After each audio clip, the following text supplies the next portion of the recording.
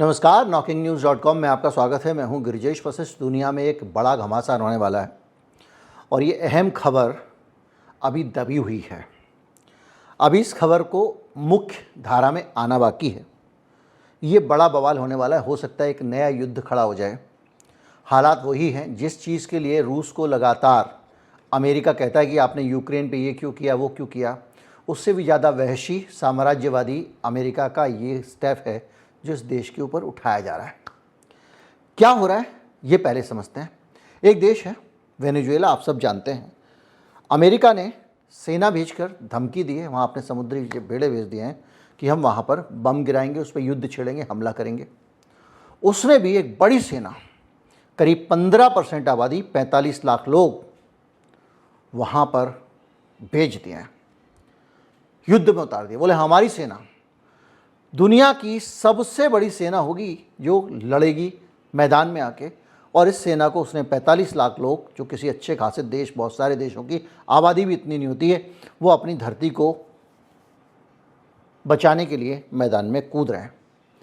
ये एक अपने आप में किसी देश का बड़ा पराक्रम है, बड़ी ताकत है, उसका बड़ा साहस है कि उसकी जनता अपने देश को बचाने के लिए। देखिए, याद रखिए, हम मोदी जी को उनकी विदेश नीतियों के लिए बहुत ज़्यादा आलोचना करते हैं क्योंकि उनकी नीतियों में हमको गड़बड़ियाँ दिखती हैं। हमारा काम भी है पॉलिसी एनालिसिस करने का, तो हम बैठ के उसमें से ढूंढ के तो निकालेंगे नहीं। वाह मोदी जी वाह, जहाँ दिक्कतें होंगी वो बताएंगे और उसको आपने देखा होगा, उसके आधार पर सरकारें भी सुधार लाती हैं, चीज़ें बदलती हैं, कई बिल वापस होते हैं, बहुत सारी चीज़ें होती हैं। और यही काम है हमारा, आलोचना करना। जिन लोगों को ये लगता है आलोचना करना विरोध है, दुश्मनी है, कुछ पर्सनल है, उनका हम कुछ नहीं कर सकते। लेकिन बहरहाल, अगर हम भारत के साथ में ट्रंप जब ज़्यादा कुछ गलत कर रहा है तो हम लोग क्या कर रहे हैं? हम ट्रंप के खिलाफ खड़े हैं ना। कोई भी देश, और ट्रंप ये सोचता है, उसको ये गलत फहमी है कि भारत को परेशान करेंगे, भारत पर सैंक्शन लगाएंगे, टैरिफ लगाएंगे तो परेशान होकर जनता मोदी जी को हटा देगी। अमेरिका की ये मूर्खता है, दुनिया में कहीं पे भी उसको इससे अपेक्षित परिणाम नहीं मिले। लेकिन अब वेनेजुएला की कहानी शुरू करते हैं। वेनेजुएला के ऊपर सबसे बड़ी कुदृष्टि अमेरिका की इसलिए पड़ी है क्योंकि वेनेजुएला ने अमेरिका को बाहर निकाल दिया। झगड़े की शुरुआत हुई 1999 से 2013 के बीच में।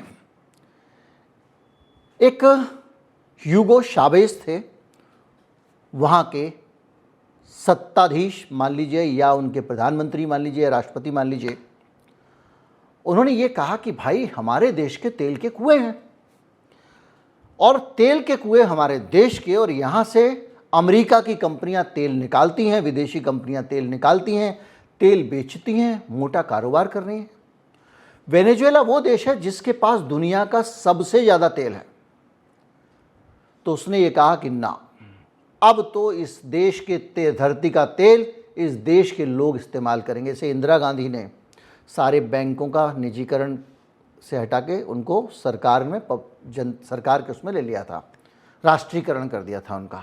बहुत सारी इंडस्ट्रियों का राष्ट्रीयकरण किया गया था, एयर इंडिया का भी राष्ट्रीयकरण किया गया था। टाटा की होती थी, इसको देश का करियर बनाया क्योंकि उस समय राष्ट्रवाद का दौर था, देश के स्वाभिमान का दौर था और उसमें प्राइवेट कंपनियों की लूट का दौर नहीं था। अडानी, अंबानी, टाटा, बिरला को इंदिरा गांधी ने कट साइज कर दिया था।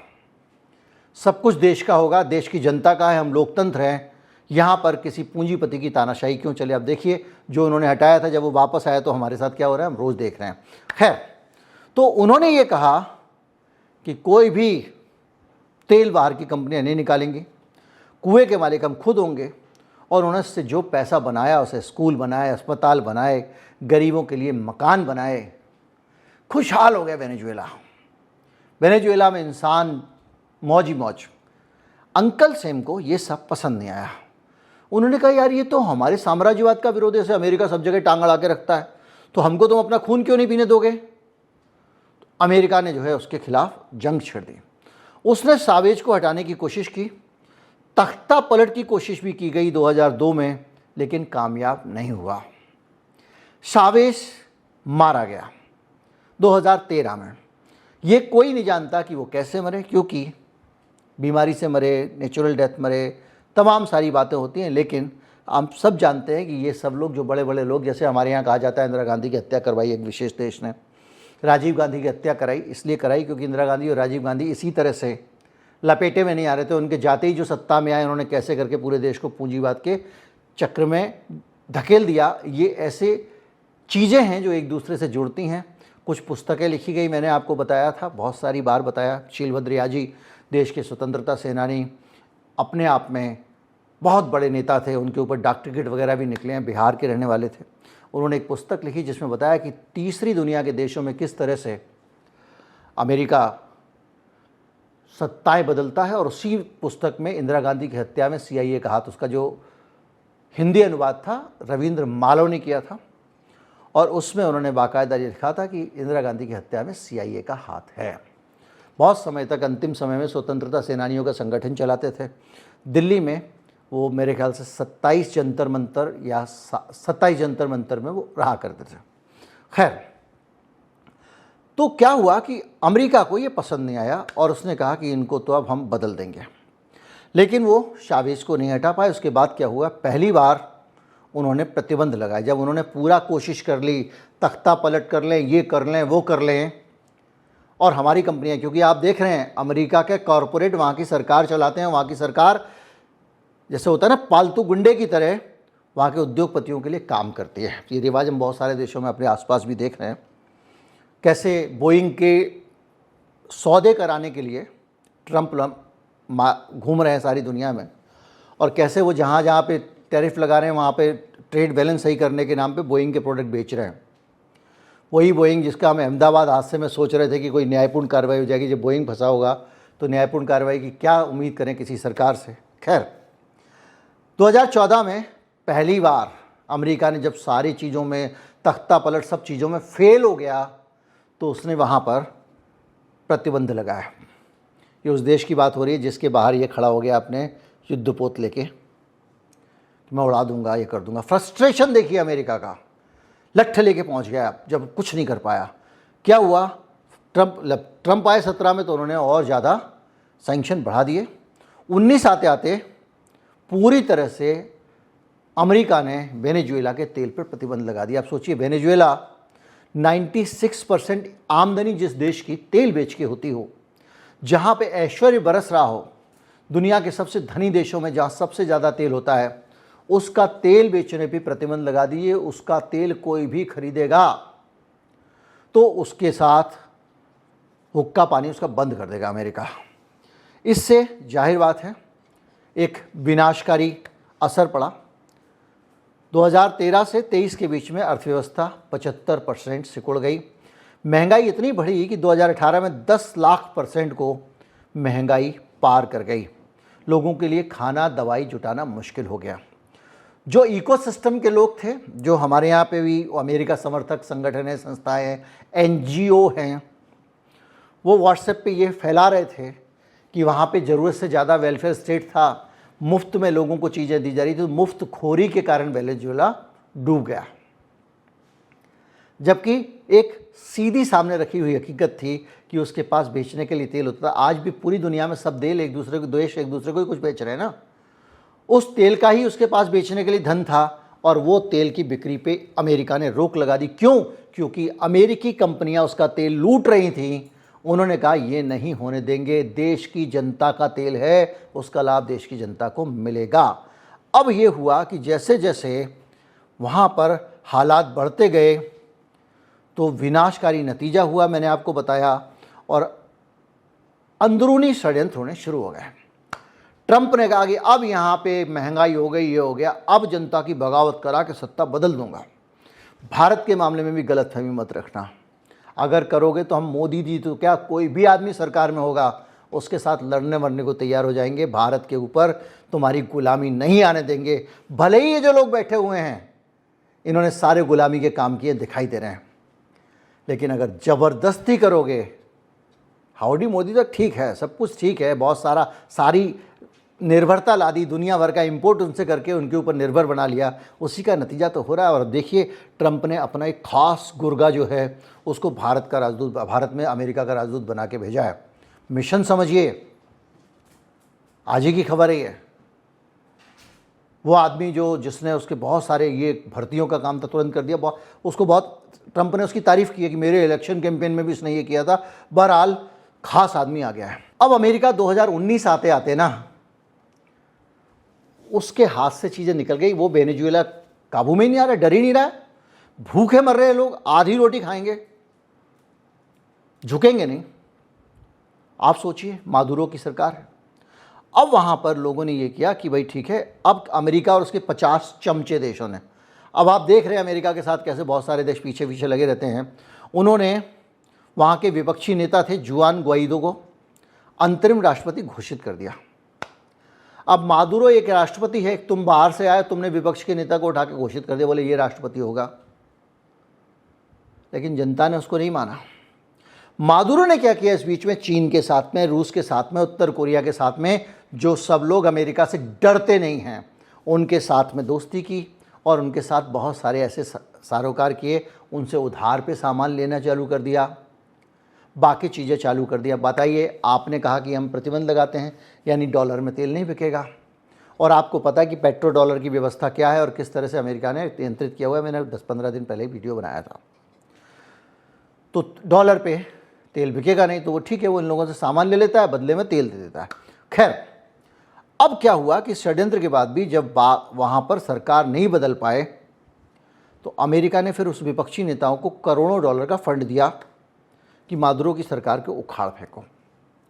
अब आप सोचिए, किसी संप्रभु देश के अंदरूनी मामलों में दखल करने का इससे घटिया उदाहरण कहीं हो सकता है?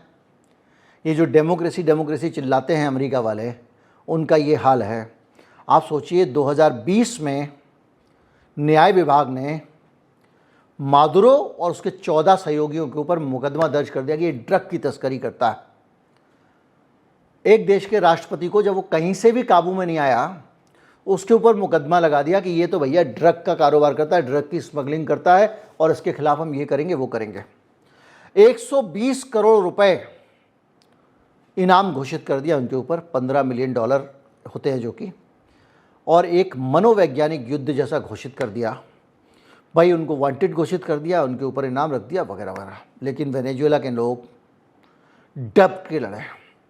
उन्होंने रूस को, चीन को, सब लोगों को दोस्त बनाया, और चीन ने 60 अरब डॉलर उनको दिए, और रूस ने भी अरबों डॉलर का उनके देश में इन्वेस्टमेंट किया, ताकि इस देश को जो एक ताकत से लड़ रहा है, इसको झुकने ना दिया जाए। अमेरिका के लिए बेइज्जती की बात इसलिए थी कि अमेरिका के पिछवाड़े में कोई एक देश खड़ा हुआ है, अगल बगल का देश, और उसकी इतनी हिम्मत कि वो कहे कि मैं तुम्हारी कंपनियों को बाहर करता हूँ, मैं अपना तेल का कारोबार खुद करूँगा। अमेरिका क्यूबा से भी इसी बात पे चिढ़ता था, उत्तर कोरिया से भी चिढ़ता था। दुनिया में अनगिनत ऐसे देश हुए हैं जिन्होंने गुलामी नहीं मानी। जितने कम्युनिस्ट देश थे सारे सेल्फ सफिशिएंट थे, सारों ने अपने देश, अपने ऊपर खुद को खड़ा किया, अपनी जनता की सारी संपत्ति होती थी। अभी वो उत्तर कोरिया में भी वही सीन है। और अमेरिका कहता था नहीं, हमारे पूंजीपति जो हैं उनके अंडर में सब कुछ रहना चाहिए, हमारा सामान खरीदो, हम वहाँ फैक्ट्री बनाएंगे, तुम्हारे देश में सोने की खदानें हम निकाल के बेचेंगे। अच्छा, यहाँ डेमोक्रेसी डेमोक्रेसी की बकवास कर रहा है। वो जो सऊदी अरब है तेरे दोस्त, उसमें क्यों नहीं तेरे को डेमोक्रेसी दिखती है? डबल स्टैंडर्ड, उनके साथ में कुछ और यहाँ के साथ में कुछ और। बहरहाल, इतना सब होने के बावजूद, इनाम घोषित होने के बावजूद, वहाँ के जितने भी सैनिक कमांडर हैं उनका भरोसा अपनी सरकार में बना रहा। सैनिक तख्ता पलट भी नहीं हो सका और कोशिश नहीं हो पाई। जरूरी सामान गुप्त रास्तों से आया।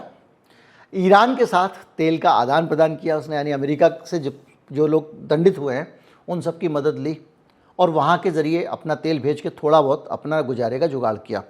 देखिए, भारत के मामले में भी याद रखिए कि अमेरिका के हम गुलाम नहीं हैं, और सौभाग्य से दुनिया में ऐसे देश हैं जो अमेरिका से डरते नहीं हैं।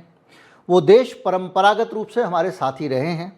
राजीव गांधी, इंदिरा गांधी की हत्या के बाद हम उन देशों को छोड़कर अमेरिका की तरफ हमने रुख किया था। क्यों किया था, क्यों नहीं किया था, अंदर की क्या कहानी थी हम नहीं जानते हैं। और मोदी जी तो खुल्लम खुल्ला अमेरिका के साथ खड़े हो गए थे। ये एक यथार्थ है जो हमारे सामने खड़ा हुआ है। इसको हम कहीं इधर उधर करें, जो करें वो करें, लेकिन टाइमिंग यही है। तो वहाँ पर भी उसी तरह के सारे देश, चाहे वो ईरान हो, चाहे वो रूस हो, चाहे वो उत्तर कोरिया हो, चाहे वो चीन हो, उन्होंने वेनेजुएला को सहारा दिया ऐसे विपरीत समय में भी। तो मित्र ऐसे होना चाहिए। याद कीजिए कि बाइडेन क्या कहता था। बाइडेन ने रूस के टाइम में ये कहा कि भारत को ये तय कर लेना चाहिए कि वो चीन के साथ दोस्ती करेगा या अमेरिका की सुनेगा, क्योंकि अगर वो अमेरिका की सुनेगा तब तो ठीक है, और अगर चीन की सुनी और चीन ने कभी गड़बड़ किया, चीन तो तुम्हारा पड़ोसी है, उसने तुम्हारी ज़मीन हड़प ली, तो तुम्हें बचाने कौन आएगा बेटा, बताओ। इसलिए तुम हमारी गुलामी करो। कहा था ना, अभी की तो बात है, बाइडेन के समय की, अभी ये 2 साल पहले 3 साल पहले, 2022 की बात है मेरे ख्याल से। तो ये अमेरिका का चरित्र है। और दोस्ती की, और दोस्ती में क्या दोस्ती में दे रहा है वो ट्रंप, देख लो आप। इस देश के ऊपर कभी कोई भरोसा कर पाएगा, करेगा? अब वो अलग बात है कि सत्ता में ऐसे लोग बैठे हों, जैसे वहाँ पे वो विपक्ष के नेता को बना देना चाहते थे। जब वो सत्ता में बैठ जाएगा तो वो वही नाचेगा ना जो अमेरिका नचाना चाहता है, वो अलग बात है। भाई वहाँ पे इन्होंने जेलेंस्की को बिठा दिया ना, तो जेलेंस्की वही डांस कर रहा है जो अमेरिका और नेटो चाहता है। अदरवाइज क्या देश भरोसा करेगा इन पे? नहीं करेगा। खैर, तो अब इन्होंने क्या किया कि एक आखिरी हथियार अपनाया है अमेरिका ने, और ये हथियार अपने आप में एक खतरनाक हथियार है। जो इनाम था मादुरो के ऊपर, उसको करीब 435 करोड़ रुपए कर दिया गया है, और 8 अगस्त को अमेरिका ने ये इनाम बढ़ाया और सबसे खतरनाक अपने 3 युद्धपोत, USS जॉर्ज वाशिंगटन, विमानवाहक पोत और कई डिस्ट्रॉयर्स वेनेजुएला के नज़दीक समंदर में भेज दिए। तो कैरेबियन सागर जो है वो उसके आसपास पड़ता है। जैसे घर के बाहर अब मुस्तंडे बंदूक लेके खड़े हुए हैं, यानी इसने सब कर लिया, सारी कोशिशें कर ली। अमेरिका की कंपनी की तड़प जो है वो बनी रही, उसने घुसने नहीं दिया अपने तेल के कुओं से निकालने के लिए। दुनिया का सबसे बड़ा तेल का, अब समझ रहे हैं आप कि क्यों ईरान से पंगा है।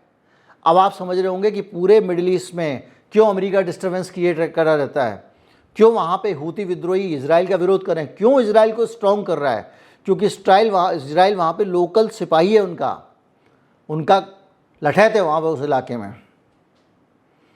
तो इस परिस्थिति के अंदर, पूरे हालात के अंदर अब हालत यह है कि दोनों आमने सामने हैं। उसने भेज दिया है और वहाँ वेनेजुएला भी ऐतिहासिक जवाब दिया है। पूरे देश को एकजुट किया मादुरो ने और कहा 45 लाख नागरिक सैनिक, देश की कुल आबादी 2.5 करोड़ है, उसके अंदर 15% को तैयार रहो युद्ध के लिए। सेना को हाई अलर्ट पर रखा गया है और हम अपने देश की सेना रक्षा खुद करेंगे। और उसके साथ में बहुत सारे लोगों का परोक्ष रूप से समर्थन है कि अमेरिका अगर आएगा इस बार तो अमेरिका को हम मज़ा चखाएंगे। अब वो मज़ा चखा पाते हैं, नहीं चखा पाते हैं, अमेरिका के भरोसे उसको छोड़ देते हैं, क्योंकि हमने दुनिया में देखा है कि इजराइल के भरोसे सारे के सारे इस्लामिक देश, लोग कहते हैं ना धर्म के नाम पे जितने देश मुस्लिम बाहुल्य देश हैं, उसमें से कितने लोग खड़े हुए गाज़ा के साथ में। आज की खबर ये है कि गाज़ा के अंदर अकाल के हालात हैं, अकाल घोषित कर दिया गया है, लोग अकाल ग्रस्त हो गया वो इलाका। कोई बोल रहा है उसकी तरफ से? ईरान के अपने सर पे पड़ी तो ईरान लड़ा, बाकी ये कहा जाता है ईरान पीछे से यहाँ से वहाँ से हिजबुल्लाह के ज़रिए, हूती के ज़रिए थोड़ा थोड़ा कुछ करता रहता है, हमास के ज़रिए। लेकिन जब इतने लोग मर गए, 65,000, मिसाइल थी तुम्हारे पास, तुम्हारे ऊपर आई तो तुमने मिसाइल चला दी, फिर अमेरिका ने तुम्हारा समझौता करा दिया तो तुम मान गए। 65,000 मुसलमान मर गए। मुझे बताइए, इतना बड़ा मुस्लिम वर्ल्ड है, बहुत सारे लोग फिर अभी आके कमेंट करने लगते हैं, सबकी अपनी भावनाएं में प्रतिबद्धताएं हैं, कोई को कहता नहीं ईरान ऐसा नहीं है, कोई कहता है। मैं ये मानता हूँ कि वही सारे बहुत अच्छे हैं, लेकिन ये बताओ कि वहाँ लोग मर रहे हैं, भूख से मर रहे हैं, भोजन की लाइन में उसका कत्लेआम हो रहा है लोगों का, कौन आ रहा है?